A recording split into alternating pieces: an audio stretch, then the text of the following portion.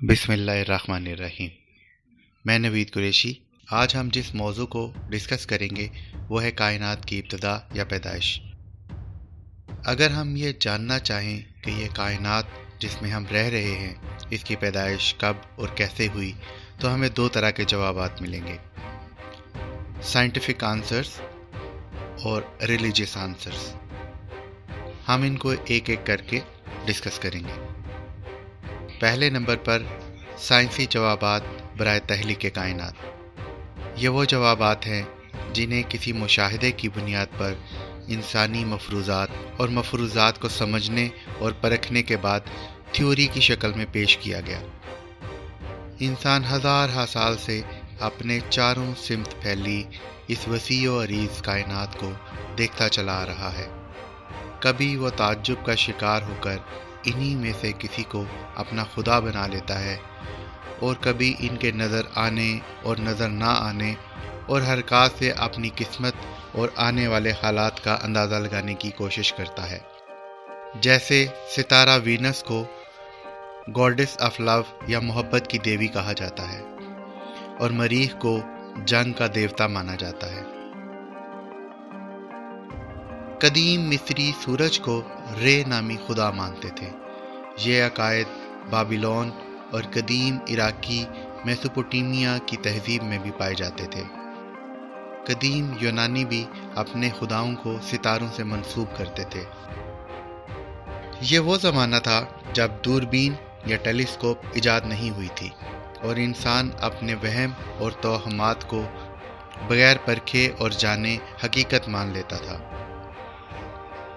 ممکن ہے کہ بہت سے مذاہب محض انسانی سوچ اور ان کی رسومات توہمات کے سوا کچھ نہ ہوں۔ علم نجوم اور فلکیات۔ انسانی آنکھ کے اسی مشاہدے نے مختلف انسانی تہذیبوں کو نجوم کا علم دیا۔ ان میں سب سے اہم ہندوستانی اور مصری علم نجوم ہے۔ اس علم کے ماننے والے یہ سمجھتے ہیں کہ آسمان میں رونما ہونے والی تبدیلیوں کا اس کرۂ ارض پر ہونے والے واقعات سے گہرا تعلق ہے۔ جیسے کہ قدیم روما کی تہذیب کے زوال کو سیارہ پلوٹو اور سیارہ نیپچون کے نحس اثرات کی وجہ بتایا گیا۔ 1608 میں ٹیلیسکوپ کی ایجاد کے بعد ان آسمانی مشاہدات کی دنیا میں ایک نیا انقلاب برپا ہوا۔ یہ علم فلکیات کی دنیا میں سب سے اہم آلہ ہے۔ کائنات کی تخلیق کا راز اور ٹیلیسکوپ۔ 1929 میں ایڈون ہبل نے ٹیلیسکوپ سے اپنے مشاہدے میں یہ بات لکھی کہ یہ کائنات چاروں سمت میں پھیل رہی ہے اور ہر چیز ایک دوسرے سے دور ہٹ رہی ہے۔ یہ وہی ہبل ہیں جن کے نام پر دنیا کی سب سے بڑی دوربین بنائی گئی ہے۔ 1920 ہی کی دہائی میں بیلجیم کے ایک پادری جارج لیمیٹر نے یہ تھیوری دی کہ یہ کائنات ایک عظیم دھماکے سے وجود میں آئی اور اس سے پہلے سکڑ کر محض ایک ایٹم کی صورت میں موجود تھی۔ اس کے اس مفروضے کو پرائمیول ایٹم کہا گیا، اور ایٹم کے دھماکے اور اس کے نتیجے میں چاروں سمت بڑھتی اور بنتی کائنات کے مفروضے کو بگ بینگ تھیوری کا نام دیا گیا۔ پرائمیول کا مطلب ہے ابتدائے وقت یا ابتدائے کائنات۔ سائنسدانوں کا خیال ہے کہ بگ بینگ کا عظیم دھماکہ 13.8 ملین ایئرز یعنی 13.8 ملین سال پہلے ہوا تھا۔ ہمیں بگ بینگ کے 3 خاص شواہد ملتے ہیں۔ نمبر 1، ریڈ شفٹ یا روشنی کا سرخ ہونا۔ یہاں اس روشنی کا ذکر ہو رہا ہے جو مختلف کہکشاؤں میں موجود ستاروں کی ہے اور زمین کی طرف آ رہی ہے۔ اس تھیوری کے مطابق اگر کوئی ستارہ زمین کی طرف بڑھ رہا ہو تو اس کی روشنی کی ویو لینتھ چھوٹی ہوگی، اور اگر دور ہو رہا ہو تو اس کی ویو لینتھ بڑی ہوگی اور سرخی مائل ہوگی۔ Cosmic back ground radiation. Cosmic radiation کائنات کے دھماکہ خیز ابتدا کے نتیجے میں پیدا ہوئی، اور موجودہ دور میں پوری دنیا میں اس کی موجودگی بگ بینگ کی طرف اشارہ کرتی ہے۔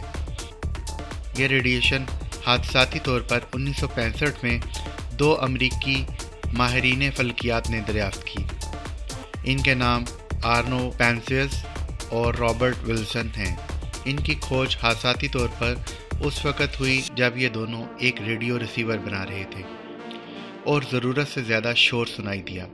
جب انہوں نے اس شور کی تحقیق کی تو پتہ چلا کہ یہ شور کائنات میں ہر جگہ موجود ہے اور اسی بگ بینگ کے شور کی باقیات ہے۔ تیسرے نمبر پر آتا ہے ایکسپینشن آف یونیورس، یعنی کائنات کا چاروں سمت میں پھیلنا اور ہر کہکشاں کا دوسری کہکشاں سے دور ہوتے جانا بھی بگ بینگ تھیوری کی غمازی کرتا ہے۔ ایسا تبھی ہوتا ہے جب کوئی دھماکہ ہوا ہو اور جائے وقوع سے چاروں سمت میں ذرات اور چیزیں باہر کی طرف جاتے ہوئے دکھائی دیتی ہیں۔ جہاں پہ ہمیں اس تھیوری کے حق میں کچھ شواہد ملتے ہیں، وہیں پر اس تھیوری کی کچھ لیمیٹیشنز بھی ہیں، limitations of big bang theory یا بگ بینگ تھیوری کی حدود۔ جہاں پر ہمیں بگ بینگ تھیوری کے حق میں کچھ شواہد ملتے ہیں، وہیں پر کچھ مشاہدات ایسے ہیں جو اس کے کامل یا 100% سچ ہونے کو چیلنج کرتے ہیں۔ ان کی تفصیل ہم کسی اور موقع پر ڈسکس کریں گے۔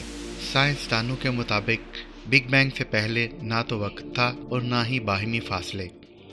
اسی دھماکے کے نتیجے میں وقت کا آغاز ہوا۔ ابتدا میں زمین کا درجہ حرارت انتہائی زیادہ تھا، لیکن پھر وقت گزرنے کے ساتھ ساتھ یہ درجہ حرارت کم ہوتا گیا، لیکن اس عمل میں بھی کروڑوں سال لگے۔